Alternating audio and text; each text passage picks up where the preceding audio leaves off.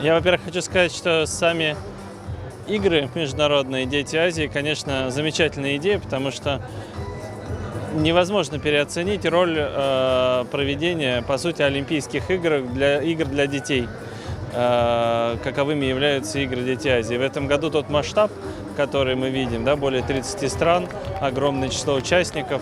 Вот сейчас, проходя сюда на стадион, мы проходили мимо участников из различных, мимо делегаций национальных. Видно, что все воодушевлены, все с нетерпением ждут соревнований, показать себя. Очень красивые национальные костюмы, отражающие колориты. Это действительно праздник спорта, который детям демонстрирует значимость этих занятий и действительно играет такую важную функцию по популяризации спорта. Ну и с точки зрения организации, мне кажется, что все организовано на высшем уровне. Понятно, что надо будет смотреть во время проведения игр. Сегодня у нас начало открытия игр, основная работа организатора все равно впереди. Но, тем не менее, уже сейчас видно та работа, которая проделана, и та готовность организаторов, которую мы видим здесь.